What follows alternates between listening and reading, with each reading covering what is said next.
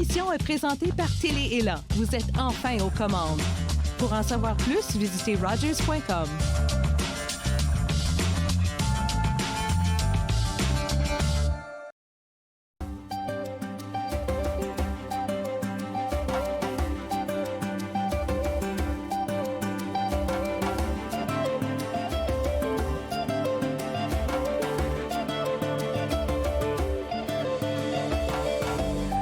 Salut tout le monde, bonjour, bienvenue à l'émission Vivre Ensemble. Mon nom est Jean-Marie Vianney, je vous souhaite avec un grand sourire, je souhaite une bonne écoute de cette émission-là, une émission qui, vous avez peut-être faim? Non, est-ce que vous avez faim?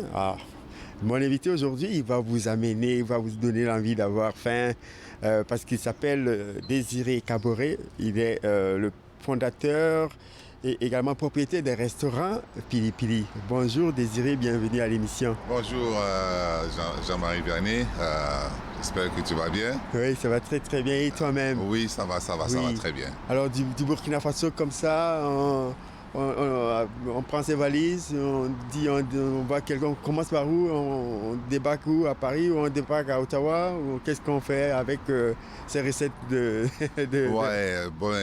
Moi, je viens de l'Afrique de l'Ouest, oui. Plus particulièrement du Burkina Faso. Donc, pour ceux qui ne connaissent pas le Burkina Faso, c'est un pays enclavé. Oui. Donc, nous n'avons pas de débouchés maritimes. Il n'y a pas d'accès à la mer. Il n'y a pas d'accès à la mer. On est à peu près à 1000 km de la mer. Oui. Donc, c'est ça. Nous vivons dans des conditions, en tout cas, pas aisées parce que le manque d'eau et puis...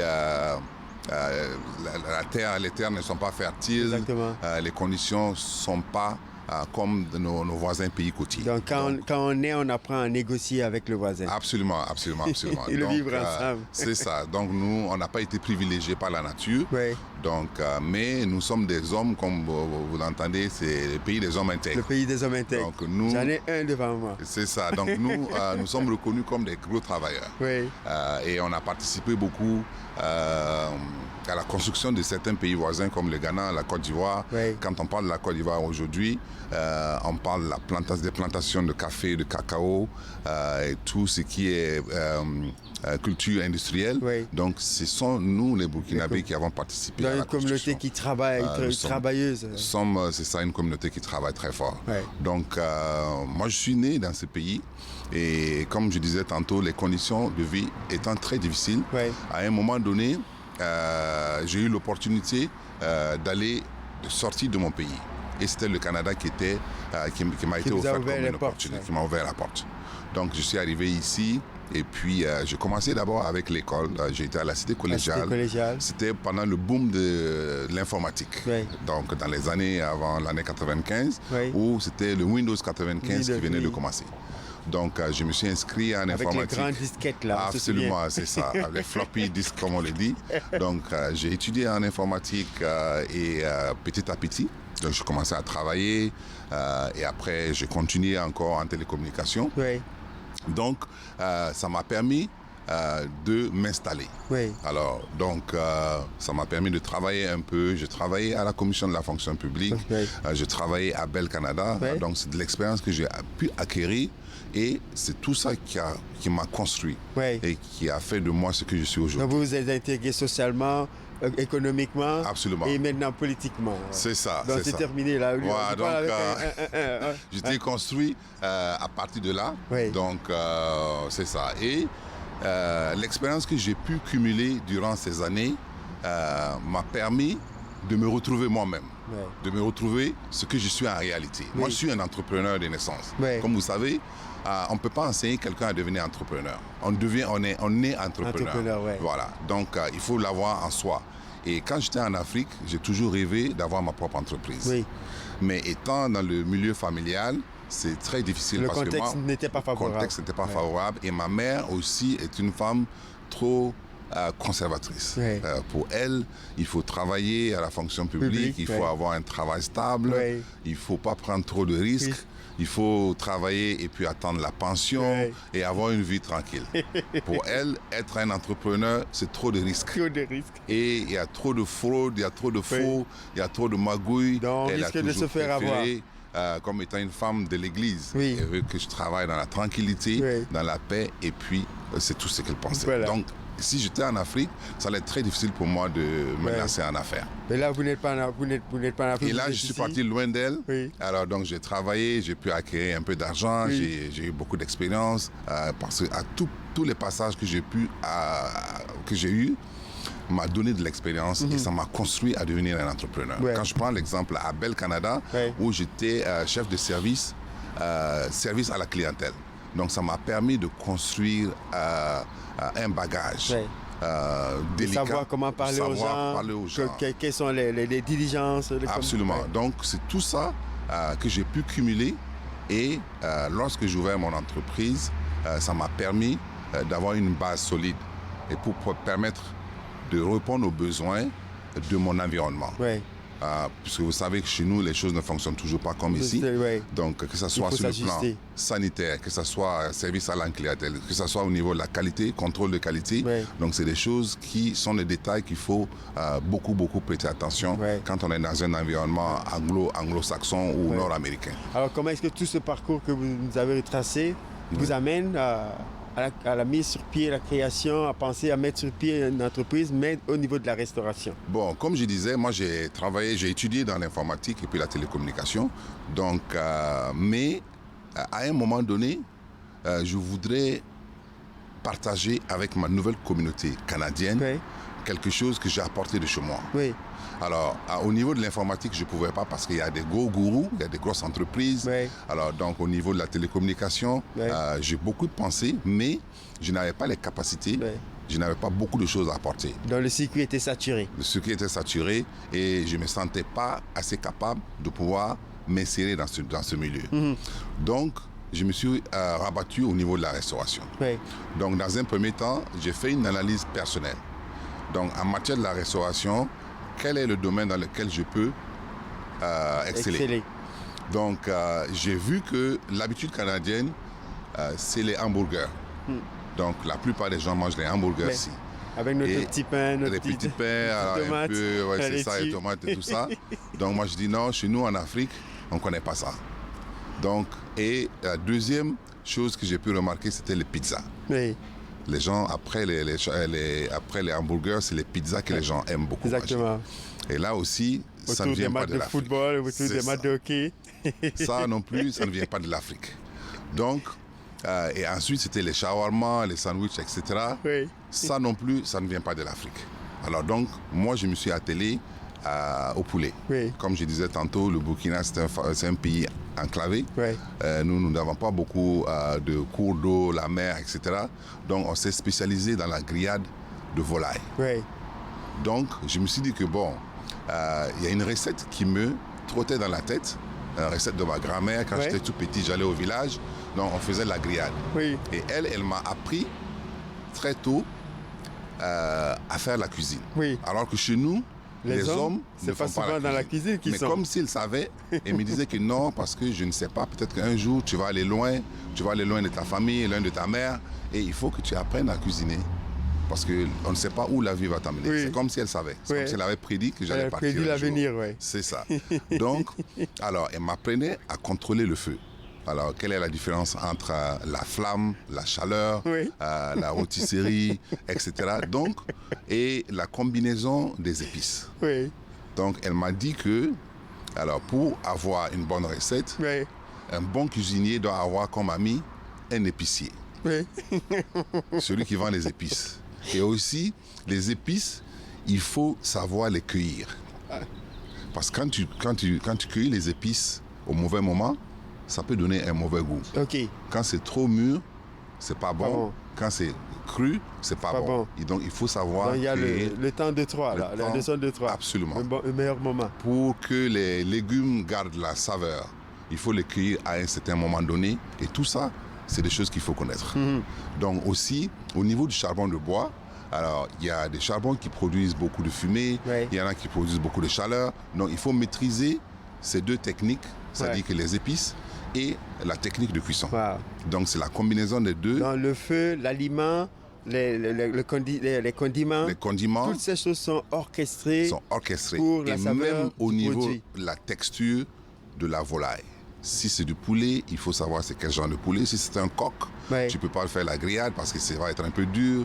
Donc, il faut que ce soit des jeunes poulets qui sont moins durs, etc. Et donc, c'est toute une combinaison alors, qu'il faut mettre ensemble pour reproduire un goût. Et tout ça, c'est devenu des acquis que vous avez développés ici? Absolument. En partant de la recette de la grand-mère? Absolument, c'est ça. Donc, et quand je venais ici, honnêtement, je n'ai pas y pensé à ouvrir un restaurant, pas du tout. Mais c'est au fur et à mesure que je me suis rendu compte que dans mon environnement, il n'y avait pas quelque chose qui répondait à ce que je connaissais. Donc, il fallait le reproduire. Alors, et je voulais aussi partager. Ce qui me tenait à cœur, c'est de partager cette recette-là, cette façon de cuire à ma communauté. Je veux que les Canadiens, que mes voisins découvrent quelque chose de différent. C'est vrai, il y avait des poulets. Il y a des grosses compagnies qui font du poulet ici, comme les Chez Chalet, les Kentucky Fried Chicken et tout ça. Donc, il y avait déjà du poulet qui existait. Mais le type de poulet que moi, j'allais proposer n'existait pas du tout. Donc, c'est une combinaison de 14 épices. Donc, plus le charbon, un charbon bien défini. Et puis, aussi, le type de volaille que nous allons utiliser. Dans le poulet pili-pili, c'est un poulet qui a 14 épices. C'est ça, c'est 14 épices, une combinaison de 14 épices. Oui, c'est ça. Donc, on a le choix de très épicé, moyennement épicé et pas du tout épicé. Et actuellement, nous avons développé des piments jusqu'à 10 fois épicés. Donc, on s'est rendu compte qu'il y a beaucoup de gens qui mangent assez de piment. Donc, tout ça, c'est pour dire que l'idée de créer l'entreprise ici, de créer un restaurant ici, alors c'était la volonté de partager. La volonté de partager. De partager ma recette. Le premier restaurant, vous le mettez, vous le lancez c'était en 2011. 2011. C'était en 2011 que nous avons créé ça sur Chemin Montréal. Ensuite, nous avons déménagé dans le marché Baye et on a ouvert encore un autre du côté d'Orléans. Du côté d'Orléans. Voilà, donc petit à petit, nous avons remarqué que les gens ont beaucoup apprécié ce que nous faisons. Un troisième peut-être dans... c'est ça, c'est le Covid qui a un peu retardé un peu. Sinon, on pensait beaucoup plus à l'ouest aussi, au sud, etc. Et même au niveau central, on avait pensé d'ouvrir quelque chose, mais on a été ralenti un peu par le Covid. Donc, espérons que d'ici là, les choses vont changer et puis on pourra s'implanter, en tout cas dans différentes places. Donc, Pili-Pili, c'est un peu ça l'histoire de Pili-Pili. Les spécialistes de Pili-Pili? C'est l'histoire de Pili-Pili. Ah oui, ça c'est l'histoire de Pili-Pili, effectivement, c'est ça. C'est ça. Donc, c'est ce que je viens de vous dire. C'est venu depuis l'Afrique et on a pu le mettre en pratique ici à Ottawa. Donc, pour servir notre communauté et puis les faire découvrir autre chose qu'ils ne connaissaient pas. Voilà. Et donc, nous allons prendre une courte pause. Désiré Caboret, je rappelle que vous êtes le propriétaire et fondateur des restaurants Pili-Pili. Nous avons parlé de vous nous donner l'envie de manger. J'espère que vous aussi, qui êtes tenté de nous regarder, mais on va prendre une courte pause, le temps de goûter un peu au poulet, et puis on vous revient après la pause avec comment est-ce que tout ça, on fait le mélange, surtout dans le contexte de vivre ensemble, le titre de l'émission. À tout de suite, ne quittez pas.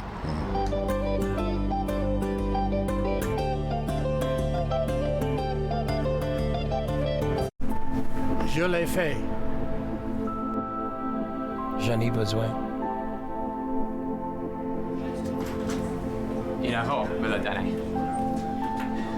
Je suis vivante.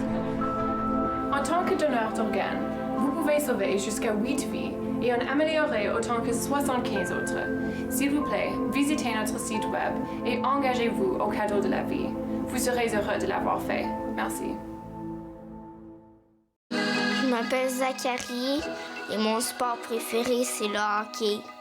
C'est grâce à l'Association des amputés de guerre si je peux jouer au hockey parce que j'utilise une prothèse qui m'aide à tenir mon bâton de hockey. Je peux faire des lancers frappés. Je peux manier la rondelle. Moi, je fais partie de l'Association des amputés de guerre. C'est comme une équipe. Merci! Cette semaine, à notre en parle, Caroline Rochon et Daniel Baker passeront sur le plateau. Et vous savez, je serai hypnotisée. Nathan parle, mercredi 19h sur TV Rogers.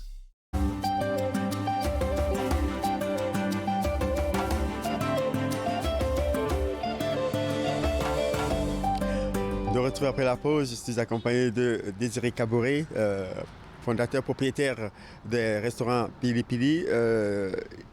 Désiré, on parlait, avant la pause, on a parlé de l'histoire de Pili Pili. Et je voudrais revenir là-dessus, à cette deuxième partie. Pourquoi avoir choisi le mot Pili Pili? Oui, le nom Pili Pili m'a été choisi parce que c'est un nom africain qui vient de l'Afrique de l'Est, qui est en Swahili. En Swahili, qui veut dire chaud. Chaud, oui. Chaud. Hot. Caliente, comme disent les Latinos. Donc, c'est un nom que presque tous les Africains connaissent déjà. Quand on veut bien manger, après avoir bu une bière, donc on a besoin d'un morceau de poulet ou de chèvre bien épicé à la façon Pili Pili. Donc c'est comme ça que le nom est venu. Et je voulais un petit nom qui va rappeler un peu l'Afrique. Qui va attirer l'attention. Facile à retenir et aussi où les Africains pouvaient se retrouver. Pas seulement les Africains, mais tous les amoureux de l'Afrique. Parce qu'il y a beaucoup de gens qui viennent au restaurant qui me demandent « Ah oui, j'étais au Kenya, j'étais en Tanzanie, le nom Pili Pili me revient toujours. » C'est ça. Donc, c'était un nom qui était facile à retenir et puis ça donne l'esprit du goût, l'esprit du show. Alors donc c'est vraiment comme ça que le nom Pili Pili est venu. Comme entrepreneur, vous êtes entrepreneur noir. Oui. Certainement, on a parlé, l'histoire, elle est belle quand aujourd'hui on a 2 ou 3 restaurants qui sont là. Mais il doit certainement avoir eu des moments de difficultés, les difficultés peut-être avec les banques, l'administration. Comment ça s'est passé au niveau de l'entrepreneuriat? Il faut se dire qu'au niveau de la restauration, on n'a pas beaucoup d'aide. Alors donc c'est un domaine qui est très très risqué et les banques ne financent pas l'ouverture d'un restaurant. Donc au début, moi je pensais qu'en allant à la banque, donc on peut avoir de l'aide tout de suite pour pouvoir ouvrir un restaurant. Ils peuvent t'aider à ouvrir des entreprises, mais au niveau des restaurants, c'est très difficile. Alors donc le premier banquier que j'ai rencontré m'a dit que l'expérience de vie d'un restaurant, c'est 7 mois.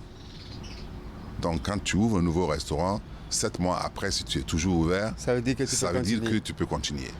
Donc, il m'a donné un exemple qu'à partir du chemin de Saint-Laurent jusqu'au centre Rideau, il y a près de 70 restaurants. Et parmi ces 70 restaurants, il y en a 60 qui vont fermer d'ici les 5 prochaines années. Donc, c'est assez risqué pour les banques de financer l'ouverture d'un nouveau restaurant. Donc, ce qu'il fallait faire, c'est d'utiliser ses propres moyens pour ouvrir l'entreprise, ouvrir le restaurant. Et après 5 ans, après 3 ans, lorsque les chiffres sont en train d'augmenter, en ce moment, la banque peut aider à grandir. Mais pour la création, ils n'aident pas les restaurants. Donc, tout de suite, vous n'avez pas eu d'aide? Non, aucune aide. Au début, il n'y a pas vraiment d'aide. Donc, il fallait utiliser ses propres moyens pour ouvrir l'entreprise. Ses propres ressources, son propre réseau. C'est ça. Donc, à partir de ce moment où la banque m'a donné ces informations, ça m'a amené à réfléchir. Est-ce que mon idée d'entreprise vaut la peine d'ouvrir? Parce que si je prends mes maigres ressources, et puis j'investis dans l'ouverture de l'entreprise et que ça ne marche pas, je l'aurais complètement perdu. Donc ça m'a donné à réfléchir et ça a retardé un peu mon projet parce que j'hésitais toujours. Entre Saint-Laurent et puis de Centre Rideau, il y a près de 60 à 70 restaurants. Est-ce que moi, en ouvrant un nouveau restaurant là-bas, est-ce que ça va être... je vais connaître un succès. Donc, dans votre tête, ça trottinait est-ce que vous allez être dans la catégorie des 7 mois qui restent et puis qui meurent Mais comme je tenais vraiment à mon projet, j'étais convaincu que ma façon de faire était différente. Donc, je me suis lancé avec tous les risques que ça pouvait apporter. Donc, c'est pour dire que ce n'est pas facile. Il faut être vraiment convaincu, il faut avoir toutes les ressources et il faut avoir un esprit d'entrepreneur. Donc est-ce qu'il y a des gens qui vous ont accompagné, soutenu pendant ces moments-là? Financièrement, non. Je suis allé tout seul avec les membres de ma famille qui ont cru en moi. Alors, mais les amis et les autres personnes m'ont soutenu lorsque le restaurant était ouvert, ils venaient commander, participer, par-là. Mais la décision d'ouvrir un restaurant, c'est venu de moi-même, personnellement. C'est venu de ma conviction, c'est venu du courage que j'ai eu pour l'ouvrir dans un premier temps. Donc, il faut dire que ce n'est pas facile du tout, parce que tout le monde a des projets. Surtout nous, en tant qu'immigrants, je ne connais pas un immigrant qui n'a pas de projet. Soit un projet de retour, soit un projet quelconque ici. Mais le problème, c'est de le mettre en pratique. C'est ça où le problème se trouve. Donc, moi, je suis convaincu que nous avons tous quelque chose que nous pouvons apporter à notre communauté. Donc, il faut remuer les idées, il faut faire sortir les idées que nous avons apportées avec nous. Exactement, et les partager avec notre communauté, parce que notre communauté veut apprendre, notre communauté veut essayer des nouvelles choses. Je prends l'exemple, par exemple, de la Chikwani. Nous avons des clients qui viennent chez nous qui ne connaissent pas ce que c'est que la Chikwani, mais qui veulent que leurs enfants découvrent un plat africain. Ils ont l'habitude de manger tout ce qui est... La Chikwani qui est, pour ceux qui ne connaissent pas, le bâton de manioc. Le bâton de manioc, l'équivalent, oui, qui viennent avec des enfants qui veulent goûter tout ce qui est africain. Le poulet, ils savent déjà ce que c'est, mais ils veulent le couscous de manioc, ils veulent les bananes plantains frits, ils veulent la Chikwani. Donc, ils veulent tout ce qui est africain pour que les enfants puissent dire un jour que j'ai goûté un plat africain. Donc, nous vivons ça tous les jours. On a beaucoup de touristes qui viennent. Au niveau de la procuration de ces produits, comment est-ce que vous procurez ces produits? Est-ce que c'est beaucoup plus facile aujourd'hui que... Oui, actuellement, c'est beaucoup plus facile parce que nous avons des grands magasins comme African Oil Market. C'est des magasins où on peut trouver tout ce que nous avons besoin. Donc, des produits importés et des produits aussi qui sont fabriqués sur place. Donc, je connais des immigrants qui fabriquent la Chikwani ici de façon industrielle.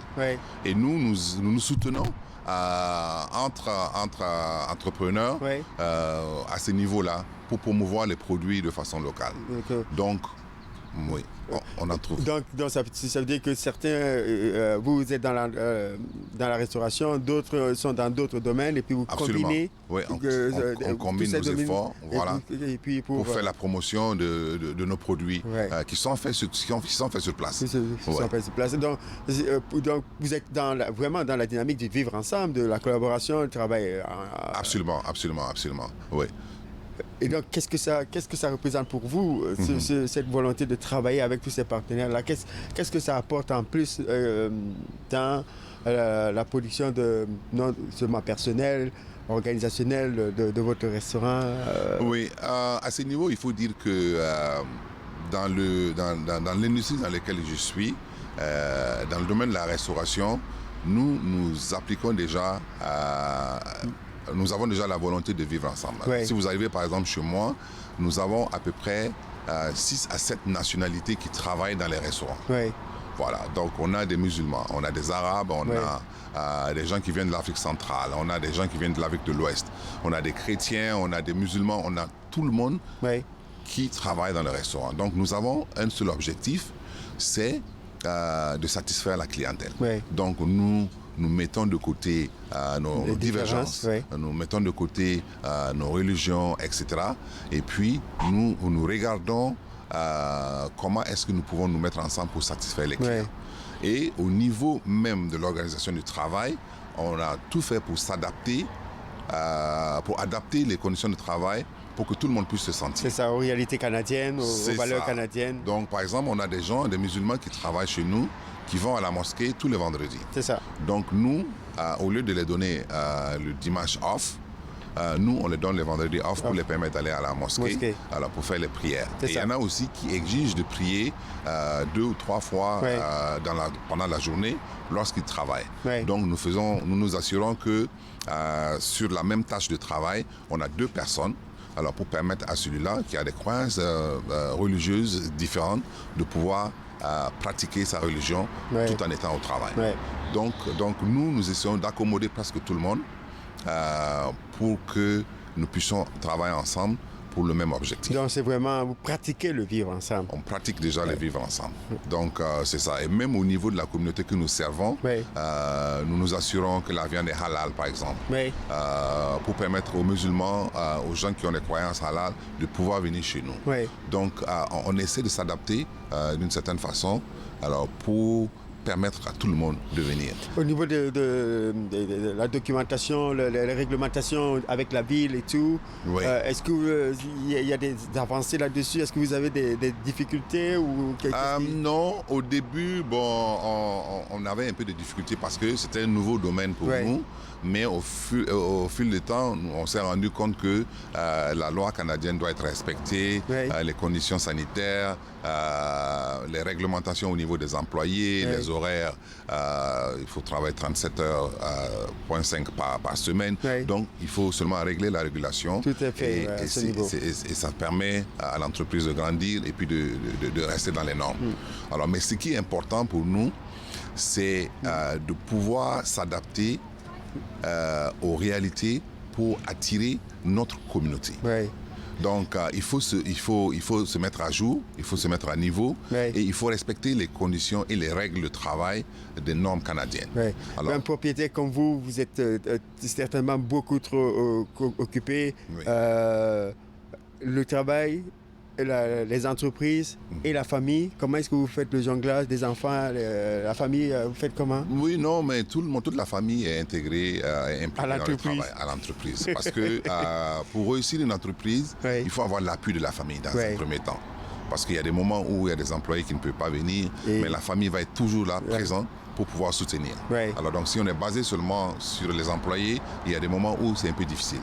Donc il faut avoir l'appui de la famille, il faut avoir l'appui des amis, alors pour pouvoir démarrer. Surtout au niveau du démarrage, tu as besoin d'une force sans faille. Une force sans faille quotidienne pour pouvoir soutenir l'entreprise. Donc vous inculquez déjà à la base la notion de vivre ensemble aux enfants à partir de leur pratique à la maison et dans l'entreprise. Absolument. Moi, je pense que la notion de vivre ensemble doit être enseignée aux enfants. Doit être enseignée aux enfants et les jeunes et les adultes doivent avoir une vision claire et solide dans la pratique et dans l'apprentissage de vivre ensemble. Puisque c'est l'avenir, c'est la jeunesse, et dès que c'est construit à partir de la base, alors donc c'est beaucoup plus facile alors de l'appliquer lorsqu'on est adulte. Donc moi je crois que le vivre ensemble, nous devons tous le pratiquer, parce que lorsqu'il y a une défaillance, ça répercute sur tout le monde. Donc même ceux qui ont les avantages doivent céder un peu pour pouvoir aider aux autres de pouvoir s'intégrer, pour que nous puissions tous avoir une vie saine. Voilà, on va s'arrêter là à cette vie saine. Merci encore infiniment Désiré Caboret d'être passé à l'émission Vivre Ensemble. Vous qui nous suivez, on continue de nous suivre et puis on vous remercie et à la prochaine. Merci.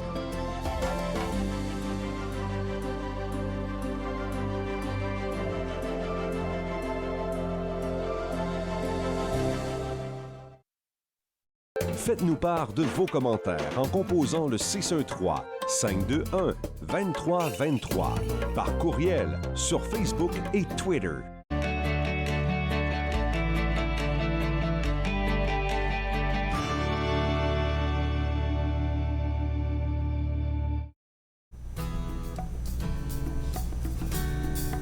Mardi, nous discuterons avec Gasseline Ternier du mentorat et du développement des leaders actuels et futurs.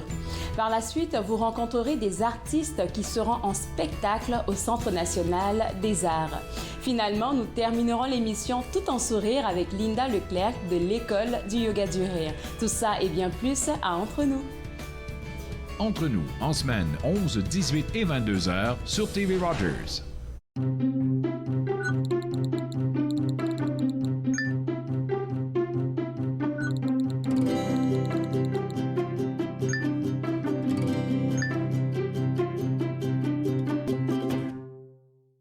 Conserver sa culture ou pas, voilà la réalité de certaines familles. Et nous recevons Jamila à la prochaine émission pour en parler davantage. La réalité de la parentalité, dimanche 19h sur TV Rogers.